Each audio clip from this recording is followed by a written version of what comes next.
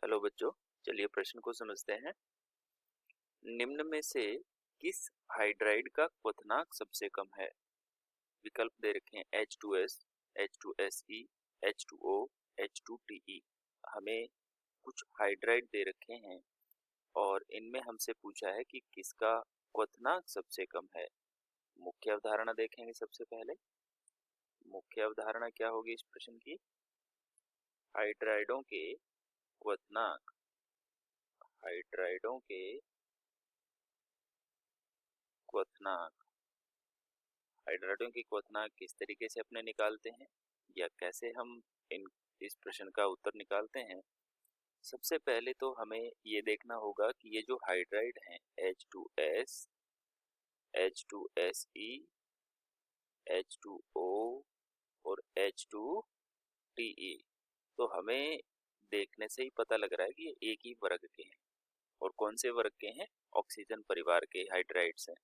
तो यहाँ पर हम इनको एक क्रम में व्यवस्थित कर लेते हैं कि H2O ऑक्सीजन सबसे पहले आता है, फिर H2S आता है, फिर यानी कि ऑक्सीजन, फिर सल्फर, फिर सेलेनियम, फिर टेल्यूरियम आता है, तो H2TE। ये हमने एक क्रम में इनको व्यवस्थित कर लिया है। अब हम जानते हैं कि जल के अंदर तो एक हाइड्रोजन बंधन होता है। क्या होता है जल के अंदर? क्योंकि ये अधिक विद्युत ऋणी है। ऑक्सीजन जो होता है वो सबसे ज्यादा विद्युत ऋणी होने के कारण इसमें H बंधन पाया जाता है, और जहां पर H बंधन पाया जाता है फिर उनका क्वथनांक और गलनांक बिंदु, क्वथनांक और गलनांक, क्वथनांक भी बढ़ जाता है और गलनांक भी बढ़ जाता है। ठीक है ना?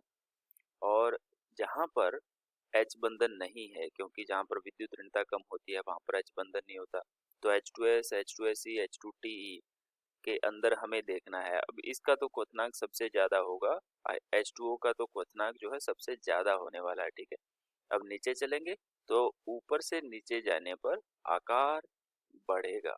हम जानते हैं कि परमाणुओं का आकार क्या होता है? बढ़ता है, और जैसे जैसे आकार बढ़ता है वैसे वैसे वांडरवाल बल भी बढ़ते हैं। वांडरवाल बल जो होते हैं वो भी बढ़ते हैं, और जैसे जैसे वांडरवाल बल बढ़ते हैं वैसे वैसे इनका गलनांक और क्वथनांक भी बढ़ता है।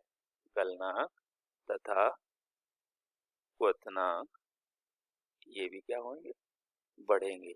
ठीक, तो इस तरीके से हमने क्या कहा? H2O का सबसे ज्यादा होगा, फिर H2TE का उससे कम होगा, फिर उसके बाद में H2SE, और सबसे कम किसका होगा? H2S गैस का होगा। ठीक है, तो हमारा जो प्रश्न का उत्तर जो है सही विकल्प कौन सा हो जाएगा? ए उत्तर सही हो जाएगा। आशा करते हैं आपको समझ आया होगा। धन्यवाद।